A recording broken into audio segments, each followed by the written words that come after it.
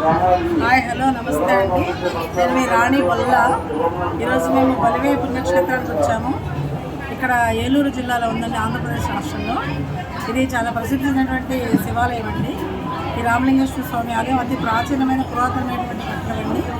అయితే దీనికి స్థల పురాణం అనేది చాలా అద్భుతమైన స్థల పురాణం ఉంది. ఏంటంటే ఇక్కడ శ్రీరామచంద్రమూర్తి త్రేతాయుగంలో ఆయన ఏం చేశారంటే రావణాసుని సంహరించి అయోధ్యకు వెళ్తూ ఉన్నప్పుడు అనేక శివలింగాలను నిర్మించారండి. ఆ క్రమంలోనే ఆయన ఇలా వస్తూ ఇక్కడ బలివే దగ్గర ఆగారండి. ఆగినప్పుడు ఇక్కడ బలివేలో ఈ శివుడు ఇక్కడ శివక్షేత్రం అనేది ప్రసిద్ధి చెందినటువంటిది ఉంటే బాగుంటుంది, ఇక్కడ శివుడికి సంబంధించిందని అన్నారండి. అలా అన్న సందర్భంలో అప్పుడు ఆయన ఏం చేస్తారంటే ఇక్కడ ఈ శివుడిని ప్రతిష్ఠించారండి. ఇది చూసి చాలా అందంగా ఉంది. బలివే క్షేత్రం ఇక్కడ శివుడిని ప్రతిష్ఠించారండి. ఈ రాముడు ప్రతిష్ఠించడం లింగం కాబట్టి దీనికి రామలింగేశ్వర స్వామి ఆలయంగా ప్రసిద్ధి చెందిందండి. ఈ లింగేశ్వరుడు పశ్చిమాముఖంగా ఉంటారండి. సో ఈయనకి చాలా ప్రసిద్ధమైనటువంటి ఆలయం అండి. ఇంకో స్థల పురాణం కూడా ఉందండి. ఈ బలివే అనే గ్రామాన్ని మనకు అప్పుడు కాకతీయులు పరిపాలించిన 500 సంవత్సరాల క్రితం కాకతీయుల పరిపాలనలో బలి చక్రవర్తి అనే రాజు ఈ బలివేని పరిపాలిస్తూ ఉండేవారు.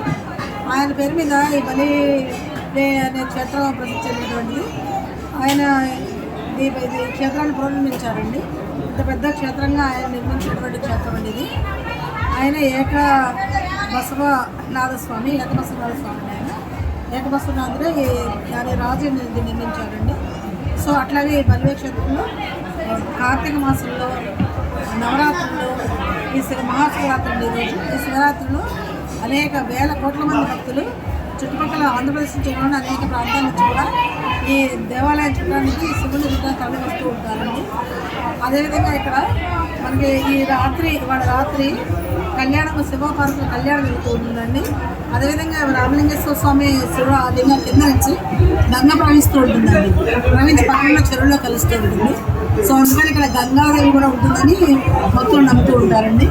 ఈ శివుని ప్రార్థించడం వల్ల మనకి శివలోక ప్రాప్తి అనేది సంభవిస్తుందని కూడా అనేక మంది భక్తులు చెప్తూ ఉంటారండి. అదేవిధంగా ఇక్కడ మనకి పిండ ప్రదానం కూడా చేస్తూ ఉంటారండి. ఈ శివరాత్రి రోజు పితృదేవులకి పిండ ప్రదానం చేస్తూ ఉంటారండి బలివేలో. ఈ రకంగా కూడా ఈ క్షేత్రం బలివేగా ప్రసిద్ధి చెందిందండి. సో ఇటువంటి పుణ్యక్షేత్రాన్ని రచించడం నిజంగా మన అదృష్టంగా భావించవచ్చండి.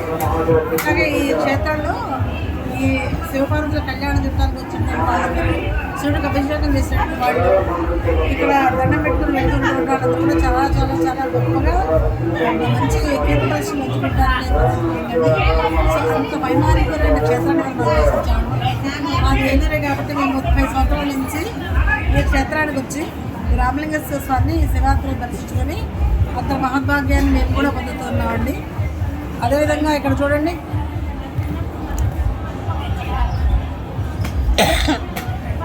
ఇదే క్షేత్రంలో ఇక్కడ మనకి కనిపిస్తున్నారండి నాగేంద్ర స్వామి పుట్ట ఉందండి. ఈ సుబ్రహ్మణ్య స్వామి పుట్టల దగ్గర కూడా అనేక మంది పసుపు కుంకాలు అర్పించి దీపం అర్పించి పూజలు చేస్తారండి. పిల్లలు లేని వాడి పిల్లలు దగ్గర వెళ్తారని కూడా ప్రఖ్యాతి అండి. ఇదిగోండి గోపురం.